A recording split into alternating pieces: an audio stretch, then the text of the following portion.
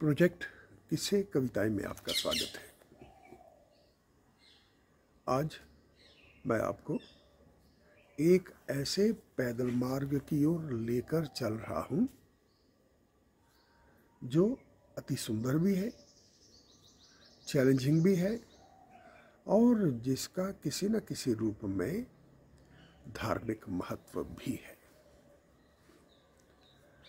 और यह पैदल मार्ग जो है खतलिंग भील सरोवर की ओर है। मैं ये आपको बता देना चाहता हूँ कि जब हमने इस पैदल मार्ग की योजना बनाई थी तो प्रायः लोगों ने कहा था, you people are the craziest one. क्यों? क्योंकि दिसंबर माह में यह पैदल मार्ग का जो आयोजन है वो हुआ था और दिसंबर में प्लेन्स में ही सर्दी जो है वो पड़नी शुरू हो जाती है, तो पहाड़ की बात तो बिल्कुल अलग होगी। परंतु इस चैलेंज को स्वीकार कर लिया है। दून स्कूल के मुख्य रूप से जो छात्र हैं मेरे साथ, अर्जुन सिंह मान है, गगन बिंद्रा है, सुमित धवन है, कार्निकेय बुधवार है और कबीर बगाई है। मैं भी हूँ। हमारा चिर परिचित वासुदेव भी है, उसके साथ 2-3 और पोर्टर्स भी हैं। 1 दिसंबर 1991 की बात है। 2 गाड़ियों में हम देहरादून से चल दिए हैं। चंबा टिहरी से होते हुए गुट्टू पहुंच गए हैं। गुट्टू से ही हमारा पैदल मार्ग जो है वो शुरू होना है। गुट्टू का एक और संबंध भी है। ऐसा माना जाता है कि गंगोत्री से केदारनाथ के लिए 3 अलग अलग रूट भी हैं और वही 3 रूट जो है खतलिंग पहुंचने के लिए भी है। एक जो कठिन मार्ग था वो गंगोत्री से चल करके रुद्रगेरा जो एक चोटी है छोटी, उसके बेस कैंप के पास से गुजरते हैं। फिर गंगोत्री जो पीक्स हैं उनके बेस कैंप के पास से गुजरते हैं और जोगिन नदी की जो कॉल है उस सब को क्रॉस करके, ऑडिन कॉल है, उसको क्रॉस करके आप उतर आते हैं खतलिंग ग्लेशियर में, जहाँ से मसरताल और वासुकी ताल होते हुए आप केदारनाथ पहुँच सकते हैं। जो एक सरल मार्ग रहा है बहुत पहले, गंगोत्री से चल करके व्यक्ति भटवारी के पास एक स्थान है मल्ला लाटा, वहाँ पहुँचता है। वहीं से वो बेलखाल पहुँचता है। बेलखाल से बुढ़ा केदार, गुट्टू, पंवाली कांटा, त्रियोगी नारायण आदि स्थानों से होता हुआ केदारनाथ जी पहुँचता है। इस बार जो है हमारी योजना खतलिंग से जो मसरताल और वासुकी ताल की ओर जाता हुआ हाई ऑल्टीट्यूड मार्ग है उसको अपनाना है। गुट्टू से चल दिए हैं सदस्य जो है। पहले गंगेरी तक का जो 10 किलोमीटर का रास्ता है, कभी ऊपर है कभी नीचे है, थोड़ा परेशान करता है, थिक फॉरेस्ट है लेकिन, और जो भिलांगना नदी है वो बहुत दूर नहीं है, उसकी आवाज़ सुनाई देती रहती है। पहला कैंप हमने री में किया है। दूसरा जो गांव है इस क्षेत्र का पुराना प्राचीन गांव तो है, अंतिम गांव भी है एक तरह से, गंगी, वो भी लगभग 10 किलोमीटर के आसपास है। ऊपर ही ऊपर आप चलते जाते हैं। काफ़ी ऊंचाई पर लोगों से बातचीत भी हुई है, वो अपने काम धंधे में भी लगे हुए हैं।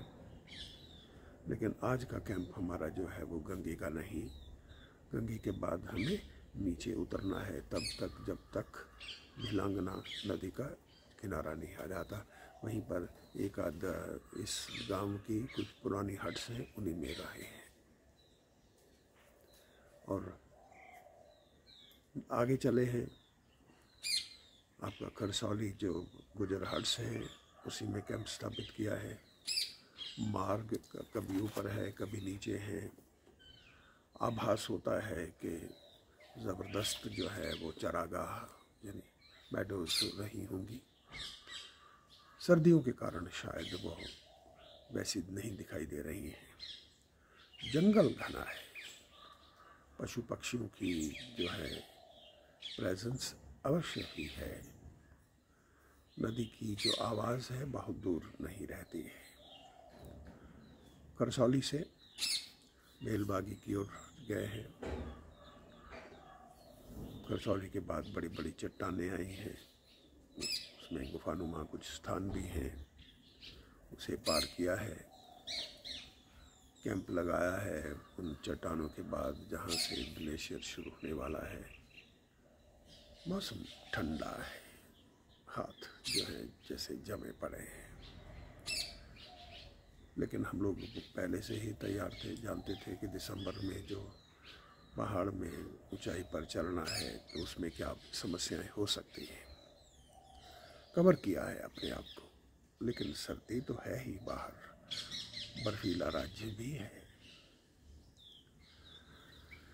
जो खतलिंग 0 पॉइंट है वो बहुत दूर नहीं। अब हमारी जो योजना है भिलांगना नदी के साथ साथ ऊपर की ओर जाना है। जो भिलांगना का सोर्स है, जो उद्गम स्थल है, यानी भील सरोवर।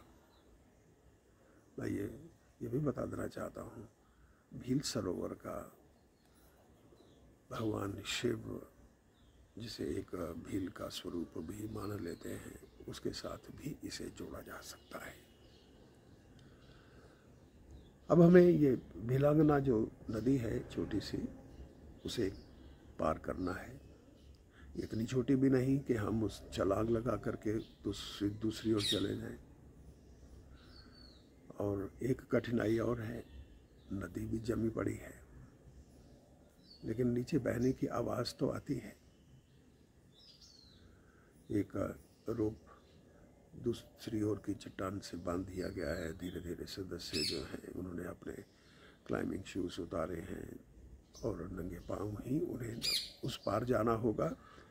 और उनका जो वो हिस्सा है पाँव का, ऐसा लगता है जैसे बिल्कुल अलग थलग पड़ गया है शरीर से। इस तरह की यानी चैलेंजेस तो आते ही रहते हैं साहसी के जीवन में। नदी क्रॉस की है, वुलन्स पहने हैं, पैरों में ओछा है उसको अच्छी तरह से, ताकि किसी तरह की जो हमारे जो पैर है उसमें फ्रॉस्ट बाइट टाइप किसी तरह का कोई एक्शन ना हो। नदी के साथ साथ धीरे धीरे ऊपर की ओर बढ़ रहे हैं।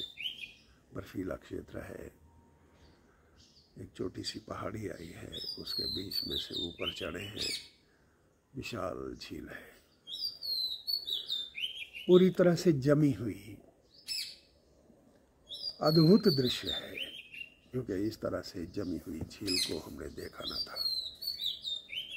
इतना तो सुना था कि लेह लद्दाख में जो सर्दियों का मौसम होता है उसमें इंडस नदी जम जाती है पूरी तरह से, और उस इंडस नदी के ऊपर आइस हॉकी खेली जाती है। हम भी जो है उस जमी हुई भील सरोवर जो झील है उसके ऊपर अपनी तरह का जो है नृत्य कह सकते हैं, एंजॉयमेंट कह सकते हैं, मनोरंजन कर रहे हैं, क्योंकि आश्चर्य है उसमें। पर्वत बहुत दूर नहीं, पर्वत चोटियाँ जो हैं, क्योंकि इसकी पृष्ठभूमि में जो है भील सरोवर की पृष्ठभूमि में जोकिन ग्रुप भी है, जोगन चोटियाँ, भरतेकुंडा भी है, स्फटिक चोटी भी है। थोड़ा सा और यदि हम राइट की ओर जाएं तो कीर्ति स्तंभ और केदारनाथ नामक चोटियाँ जो हैं वह भी आ जाती हैं। एक जो चोटी हमेशा हमें एक तरह से गंगे के बाद आकर्षित करती है, नदी के साथ साथ चलते हुए दूर उत्तर पूर्व की ओर जो है थले सागर अपना स्वरूप हर पल हमें दिखाती रहती है अंतिम समय तक। थले सागर पहुंचने के लिए या उसे क्लाइंब करने के लिए गंगोत्री साइड से आना पड़ता है, और केदार जो गंगा है उसके साथ साथ आप केदार ताल आते हैं। वो अद्भुत क्षेत्र है जिसको आप अनुभव यदि पहुँचे तो अनुभव कर सकते हैं। जमी हुई झील के ऊपर इधर उधर घूमना। थोड़ा ऊपर गया हूँ ये देखने के लिए कि ऊपर से वो जमी हुई झील कैसे लगती है। ऐसे लगा जैसे समुद्र की लहरें जो उठती हैं ना, वो लहरें उठी होगी इस झील में और वहीं की वहीं वो जम गई हैं। अपनी तरह का अनुभव था। लौट आए हैं अपने कैंप। योजना बनी है कि जितना जल्दी से जल्दी इस सर्दी से नीचे से बचाव करके हम नीचे की ओर भागे। करसौली में एक कैंप किया है और करसौली के पास ही एक विशाल पेड़ जो इस क्षेत्र का हमें लगा, उसके इर्द गिर्द उसको देखते भी रहे। सदस्यों ने उसके साथ चित्र भी खिंचवाया है और हम पैदल चलते चले जा रहे हैं नीचे की ओर, जल्दी से जल्दी अपने शहर पहुंचने के लिए। उस दिन 8 बजे तक शाम हम चलते रहे हैं। करसौली क्रॉस किया है, गंगी क्रॉस किया है, गुट्टू पहुँचे हैं और वापस अपने कार्य क्षेत्र देहरादून। चैलेंजिंग अनुभव था, लेकिन अपनी तरह का अनुभव था। क्योंकि क्या अनुभव किया है, ऊंचाई पर ऊपर से नदी की तह जमी हुई है कठोर, लेकिन नीचे उसका जो बहता हुआ पानी है, उसकी कोमलता, उसकी तरलता, उसकी स्निग्धता, वो हर पल जो दिखाई देते रहती है। एक अपनी तरह का जो है वो अनुभव है। और सर्दियों के आने पर किस तरह से झीलें जम जाती हैं, ऊपर की 7-8 इंच लंबी मोटी जो तह है उनकी जमी हुई, उसके ऊपर आप खड़े भी हो सकते हैं, तो घूम भी सकते हैं। इसका आनंद हमने भी लिया था। ये दिसंबर माह में किया हुआ अलग तरह का ये पैदल मार्ग कतलिंग की ओर, मुझे विश्वास है कि आपको अच्छा लगा होगा। यद्यपि हमारी योजना थी कि कतलिंग से मसरताल जाएंगे और फिर बासुकीताल की ओर और केदारनाथ की ओर, लेकिन मौसम इस तरह का चैलेंज लिए हुए था कि यदि हम कतलिंग में ही इस तरह से जो सदस्य हैं वो जमना शुरू हो रहे हैं, तो कहीं किसी दुर्घटना का पूर्व सूचना तो नहीं। वहीं तक हमने रहना उचित समझा है, क्योंकि दोबारा भी तो लौटा जा सकता है। दोबारा भी तो इस अनुभव को जो है वो तरोताज़ा भी कर सकते हैं, नए रूप में अनुभव भी तो कर सकते हैं। आज इतना ही। आपका बहुत बहुत जो है धन्यवाद। अपना विशेष ध्यान रखिए।